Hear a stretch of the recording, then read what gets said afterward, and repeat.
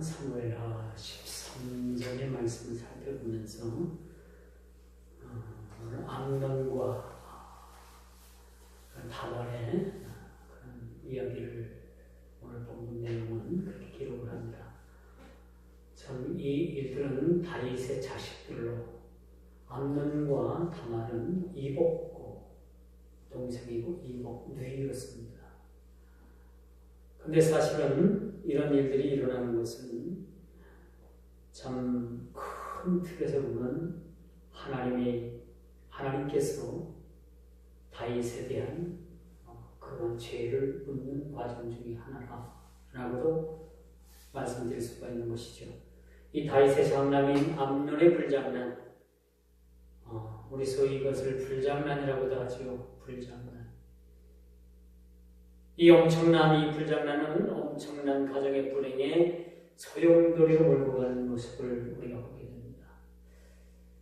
왜 이렇게 다윗의 자식들이 이런 부끄러운 일을 서슴지 아니하고 이런 가정의 큰 사건들을 만들어 놓느냐라는 것도 오늘 우리가 눈여겨보아야만 될 그런 말씀이기도 하죠.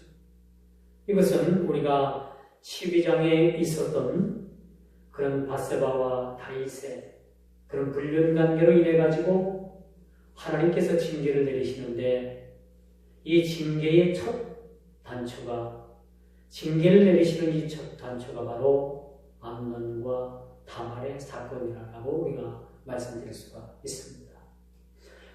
이른바 12장 10절에 이제 내가 나를 업신여기고 햇사람 우리아의 초를 빼앗아 내 초를 삼았음즉 칼이 내 집에서 영영이 떠나지 아니하리라 라는 이 하나님의 다윗 가문에 대한 심판, 그 칼이 다윗 가문에서 떠나지 않는 그 첫 번째 심판이 암논과 다말이라는 그 자식들에 의해서 사건이 벌어지고 있다는 사실들을 우리가 보게 되는 것이죠.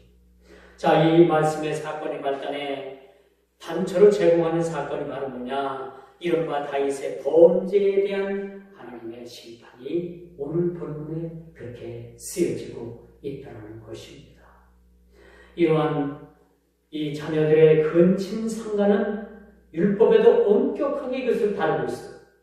율법에도 엄격하게 다루고 있고 이런 자는 사형에 처해야 된다라고 신명기 22장 23절에서 25절은 그 근친 상간에 대한 죄를 묻고 있음을 우리가 보게 됩니다. 다윗은 이러한 중요한 사건임에도 불구하고 이 자녀들에 대해서 아무런 조치를 취할 수가 없었습니다. 자기 딸인 그 사랑스러운 다말에게 다윗은 말을 합니다. 비록 이복 오빠인 그 암논에게 가서 내가 과자를 구워서 네 오빠에게 그것을 먹이도록 하라 라는 명령을 내리고 그 뒤에 일어나는 가정의 큰 사건에 대해서는 그저 침묵하고 만다는 사실이죠. 왜 그런가? 다윗은 이러한 중대한 사건에도 불구하고 아무런 조치를 취하지 못한 것은 다윗 스스로가 범죄했기 때문이죠. 하나님께서 이 다윗의 가문에 다윗의 집에 칼이 떠나가지 않겠다라고 하신 그 하나님의 심판에 대해서 다윗은 그것을 묵묵히 받아들이고 있을 뿐만 아니라 어찌할 수가 없었다. 하나님께서 이 자녀들의 범죄에 대해서 이 다윗은 어떠한 그런 방법도 어떠한 대안도 내놓지 못하고 있다는 사실입니다. 그것은 다윗 스스로가 하나님 앞에 범죄했기 때문인 거죠. 그 죄값을 자녀들을 통해서 그 죄를 하나님께서 묻고 계시고 자녀들을 통해서 그 죄값을 치르고 있다는 사실. 그 다윗의 마음이 얼마나 마음이 아팠겠습니까? 죄를 지은 당사자는 그 자식들에게 내려지는 그 범죄, 그 죄악을 보면서 그 아버지로서 이렇게 할 수도 없고 저렇게 할 수도 없는 그러한 마음, 어찌할 수 없는 마음, 그 마음은 여러분 참 얼마나 답답했겠어요. 그런데 불구하고 뭐 하나 어떤 대처를 할 수 없는 방법이 다윗에게는 없었다는 겁니다. 여러분, 그러므로 우리 그리스도인들은 어떤 책 잡힌 일들을 해서도 안 되겠지만 이런 곤란의 경우에 빠지면 아무런 손을 쓸 수가 없다는 것. 우리가 명심할 것은 오늘날도 마찬가지입니다. 우리로 인해서 우리가 하나님 앞에 심각한 범죄를 저질렀을 때 그 범죄가 우리 자손들에게까지 미친다면 우리는 얼마나 우리 마음들이 아프겠어요.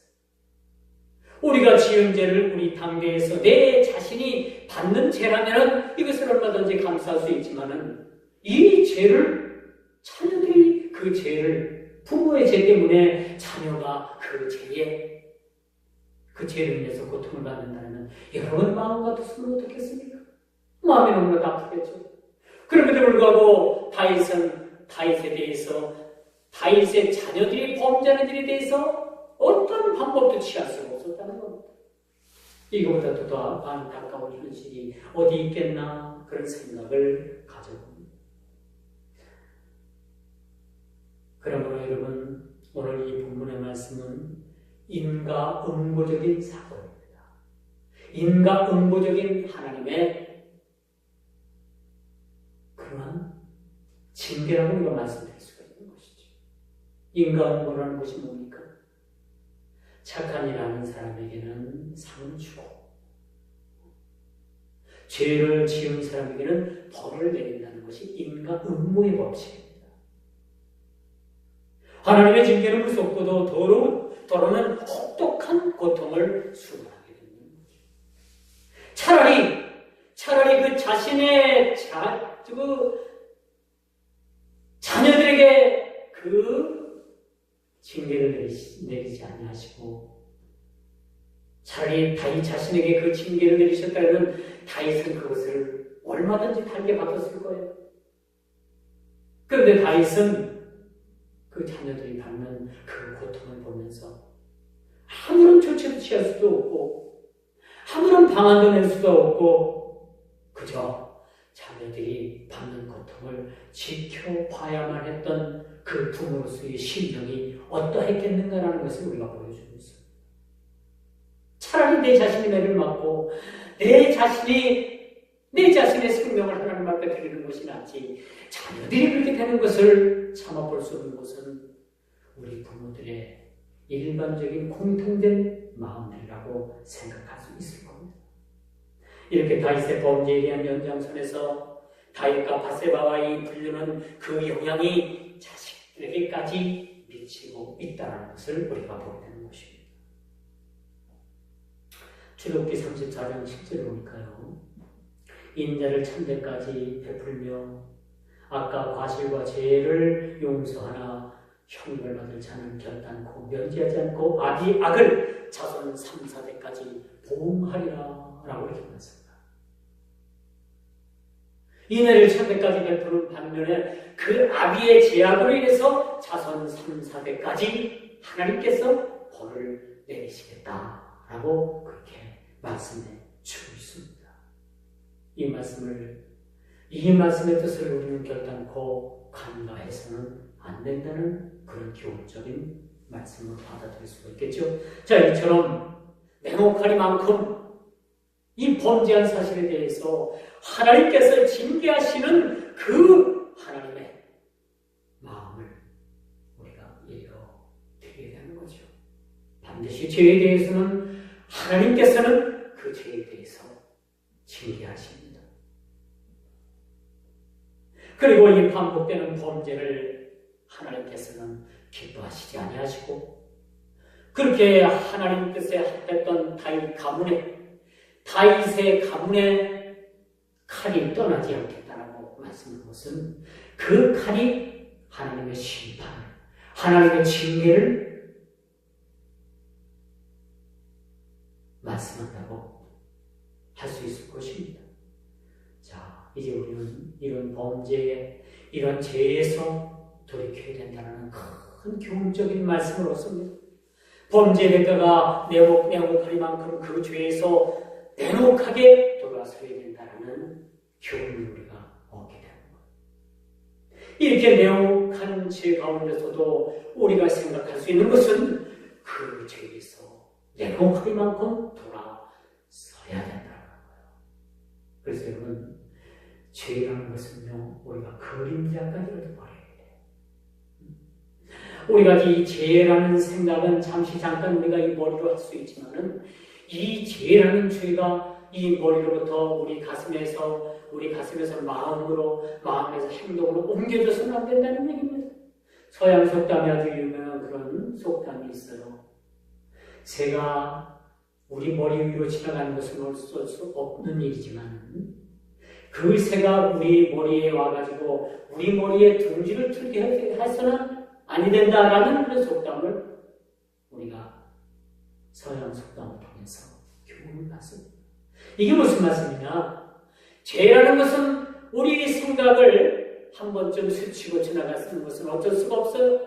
그러나 그 죄로 인해 가지고 그 생각으로 인해서 우리가 하나님 앞에 범죄하는 자리까지 나간다면 그것은 하나님 앞에 반드시 큰 범죄에 이를 뿐만 아니라 반드시 하나님께서 그 죄에 대해서 심판하실 뿐만 아니라 그 죄과에 대해서 물으신다는 사실을 우리가 깨달아 알게 되는 것입니다.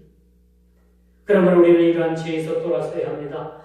범죄의 대가가 내목합니다. 하나님께서 내리시는 그 범죄의 대가가 얼마나 내목한지랍니까? 굉장히 내목한 거예요. 그러면 우리는 그 처절한 하나님의 범죄를 통해서 우리가 심판받는 자리까지 나가는 것이 아니라 죄가 생각나거나 생각나는 것은 어쩔 수 없지만은 그 죄가 우리를 지배해서는 안 된다는 것을 저와 여러분들 이 시간 깨달아야 되는 겁니다.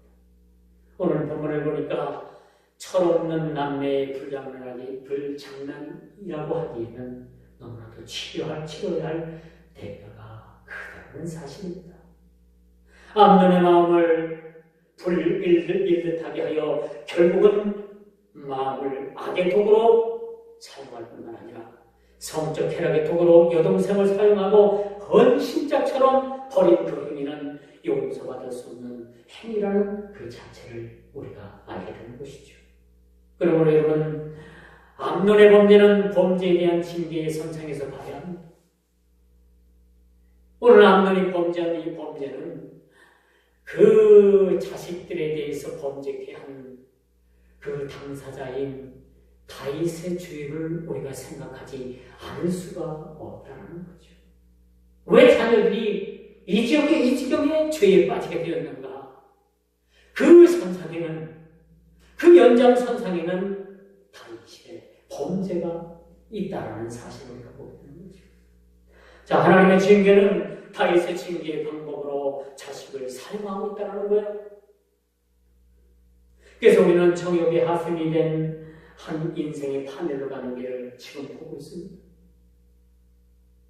정욕으로 인해서 주체할 수 없는 그 암논의 범죄 사실, 그 범죄함으로 말미암아 그 인생이 얼마나 철저하게 파괴되어 가고 있는가라는 것을 오늘 우리는 성경을 통해서, 오늘 이 본문을 통해서 우리가 살펴보게 된다는 것입니다. 이것을 보면서 그런 생각을 해요. 암논 스스로가 자기 무덤을 파고 있다라는 생각을 가져봅니다. 하나님 앞에 심각한 죄는 스스로가 하나님 앞에 자기 무덤을 파는 결과라고 말씀드릴 수가 있습니다. 오늘 암논이 시lum이란 거짓말, 거짓된 행동으로 사람들을 속입니다. 자기 아버지 다윗을 속였고 자기 누이 다말을 속였습니다. 그리고 나서 심각한 죄를 하나님 앞에 범하게 되는 것이지. 그는 자기 유익을 위해서 다른 사람을 속이고 한 사람의 인생을 철저하게 짓밟았다는 사실들을 오늘 우리는 보게 되는 것입니다. 자신의 살인사역을 위해서 이복 동생인 다말의 인생을 송두리째 망가뜨려 놓았습니다. 서슴없이 거짓말을 하고 과장하고 축소하고 무엇에든지 참된 언행이 없으며 많은 사람들을 파멸로 이끄는 마귀의 형상과도 같은 암논의 모습을 우리가 보게 되는 것입니다. 그래서 여러분, 하나님께서 가증히 여기시는 것들을 우리는 삼가해야 합니다. 하나님에 대한 심각한 범죄는 하나님께서 그 심각한 범죄에 대해서 결코 묵고하지 않으신다는 것. 참으로 우리가 구약에 사는 백성들이 아니라서 너무나도 다행스러운 것은 뭐냐? 우리가 하나님 앞에 범죄했을 때 우리는 그 즉시 하나님 앞에 회개해야 됩니다. 그러면 예수님의 보혈로 우리를 깨끗하게 씻겨 주신다는 겁니다. 오늘 본문을 보면 구속사적인 관점에서 볼 때 하나님께서 이런 큰 징계를 통해서 우리를 연단하고 또 우리를 천국을 단련하듯이 단련하고 우리를 그 모든 죄악에서 건지시기 위해서 우리를 다듬가시는 그런 모습을 보여주시지만 더 큰 하나님의 은혜는 여기에 있습니다. 우리가 이런 죄를 지었을 때 우리가 하나님 앞에 나가 그 죄를 낱낱이 토설하는 것. 그리고 우리 주님, 나를 구속하신 그 주님, 나의 죄 때문에 돌아가신 그 주님 앞에 우리가 철저하게 회개하는 방법밖에 없다라는 사실들을 우리가 깨달아 알아야 되는 겁니다. 그러므로 골로새서 3장 9절에서 10절에 보니까 거짓말하지 말라 라고 이렇게 말씀합니다. 정욕의 노예가 된 자에게는 여러분 어떤 정당한 말도 들려지지 않습니다. 불의가 진리를 막은 물론이고 자신의 유격대로 행한 그 악독은 하나님 앞에서 심판받아 마땅하다는 사실들을 오늘 성경은 이렇게 가르쳐 주고 있음을 우리가 보게 됩니다. 범죄자들의 일반적인 공통적인 특징은요, 그 범죄함에 있어서 남을 조금만 치도 생각하지 않는다는 겁니다. 만일 암논이 자기 이복 동생 이복 누이인 다말의 인생에 대해서 조금이라도 생각했었더라면 다말에 대해서 그렇게 무리한 행동을 하지 않았을 겁니다. 그런데 자기 누이를 범했을 뿐만 아니라 이젠 자기 누이가 꼴보기 싫다고 그 다말을 쫓아내게 됩니다. 쫓겨난 거죠. 그래서 이 다말은 왕궁으로 돌아갈 수 없어서 자기 오라버인 압살롬에게로 가서 일평생을 그렇게 살다가 그가 인생을 마치게 된다는 거죠. 한 인생이 자기 이복 오빠로 인해 가지고 그렇게 망가진 사실을 우리가 보게 됩니다. 오늘날도 마찬가지입니다. 오늘날 수많은 사람들이 이 성범죄로 인해 가지고 한 인생이 망가지고, 여러분 미투 운동으로 인해 가지고 얼마나 사람들이 많은 죄가 드러났습니다. 근데 한결같이 그들은 발뺌을 해요. 아니라고 부정합니다. 근데 그런 일을 당한 사람들의 인생은 망가지고 깨지고 일상적인 사회생활을 하지 못할 정도로 그렇게 망가진 사실들을 우리가 보게 됩니다. 이처럼 한 인생을 망가뜨리고 전혀 죄책감을 느끼지 못한다는 것, 좀 더 이 사건을 큰 틀에서 보면 사탄이 파놓은 함정에 모두가 다 걸려줍니다. 사탄은 이런 함정을 파놓고 올무에 걸리도록 그렇게 지켜보고 있다. 이런 사탄의 함정에 암논이 걸려들었다는 겁니다. 그러니까 철저하게 한 인생이 부서지고 깨어지고 다시는 회복되어질 수 없는 그런 인생의 부름을 겪는 다말의 모습을 우리가 살펴봐야 합니다. 한 인생이 사탄이 파놓은 함정에 빠졌다.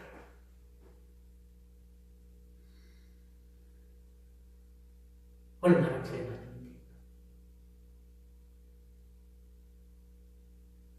그런데 결국은 이것이 누구로 인한 죄의 결과라고 우리가 보게 됩니다. 암논의 아버지요 다말의 아버지 다윗 때문에 이런 일들이 그 집안에 크게 떠나지 않는다는 그런 하나님의 징계가 이들을 통해서 드러나고 있다는 사실입니다. 이제 어머니 된 저와 여러분들은 참 조심하고 또 조심해서 우리가 살아야 한다는 결론을 얻습니다.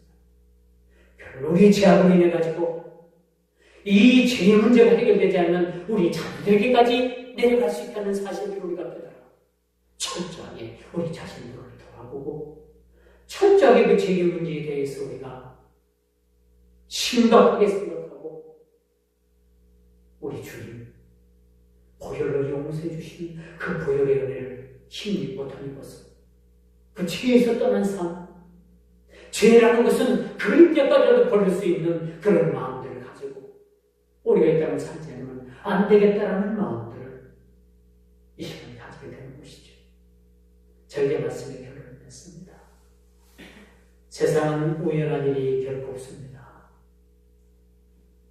오늘 이 큰 죄악들이 어디서부터 비롯된다고 다윗이 우리아의 아내인 밧세바를 부정적으로 취하고 강제적으로 취하고 한 가정을 깨뜨리고 우리아를 죽음으로 몰아넣었던 그 사실에 대해서 하나님께서 이 다윗 가문에 대해서 철저하게 가래시는 불을 내고 있다는 사실을 오늘 우리는 깨달아 알아야 되는 겁니다.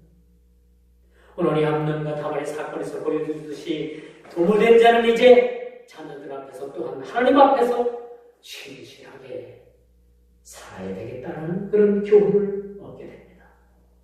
악한 방법으로 자신의 목적을 이룬 암논은 결국은 파멸의 길로 가고 말았습니다.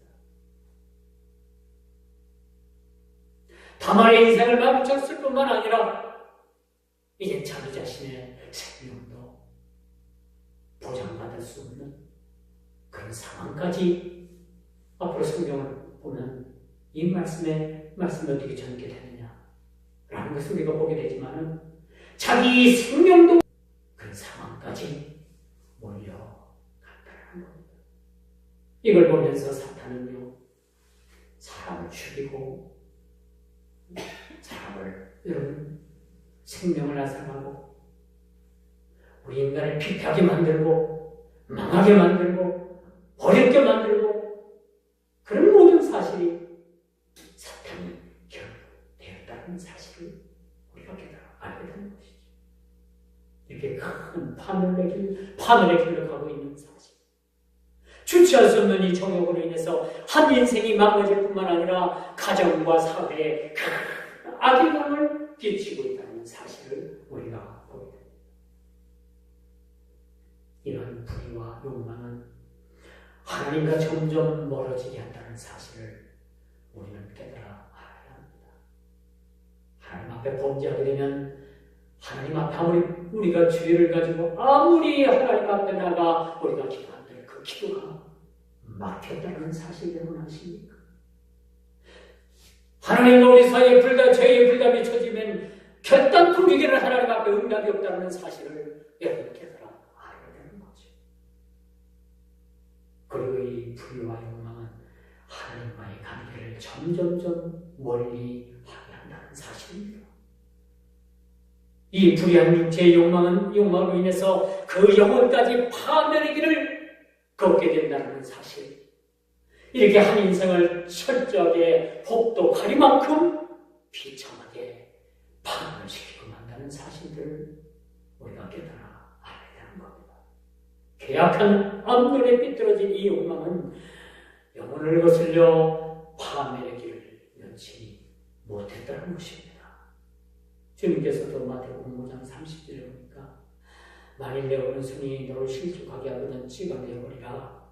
내 백해 중 하나가 없어지고 온 몸이 지우게 된지오지 않는 것이 유익하니라 라고 말씀합니다.